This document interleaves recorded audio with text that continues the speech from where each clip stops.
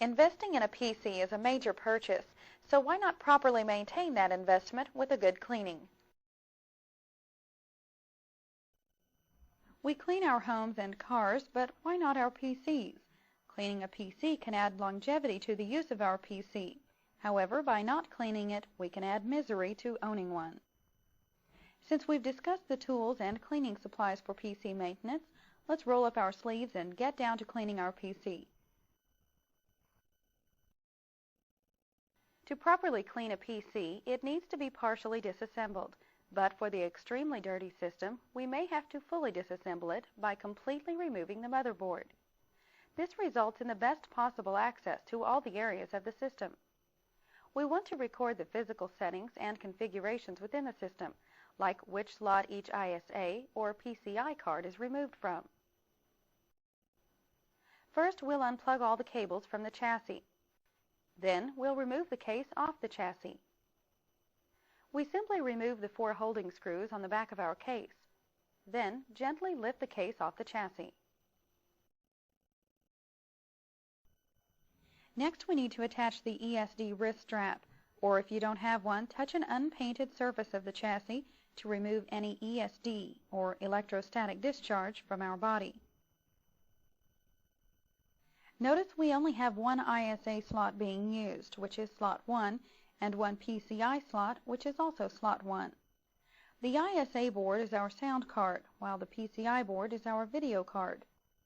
Now we'll remove all PCI and ISA cards that are installed.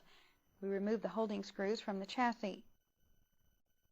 Then we'll remove each card without touching the connectors on the cards.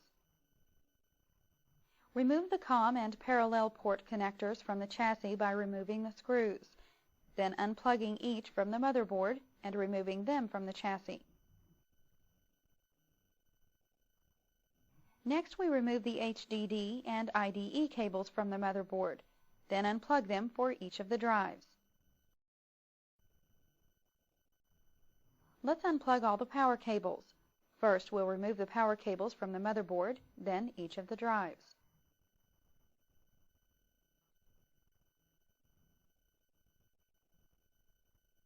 With all the cables, except for the chassis display cables, removed from the motherboard, we'll now remove it from the chassis.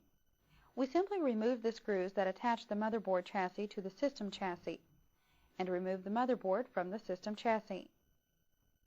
Now we'll remove any SIMs or DIMMs attached to the motherboard and lay them off to the side. The SIMs or DIMMs are the memory chips installed in the motherboard.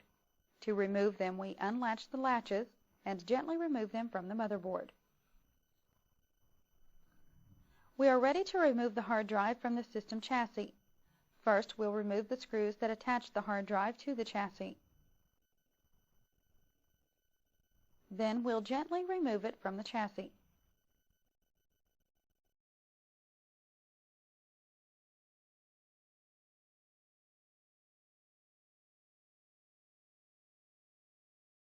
Now with our system disassembled, we need to properly clean and reseat each component. One of the primary preventive maintenance functions that we can perform, since we have access to the motherboard, is to undo the effects of chip creep. To correct chip creep, we must find all socketed components and properly reseat them. As our system heats and cools, it expands and contracts, and this physical expansion and contraction causes components that are plugged into sockets to gradually work their way out of the sockets. This is chip creep. On our board, the only socketed chip is the BIOS, but you may have more on your motherboard. To properly seat the chip, we place our finger under the motherboard and apply downward pressure with our thumb on one end of the chip. Then move to the other side of the chip and repeat the process. If you have any other socketed chips, you'll want to also reseat them now.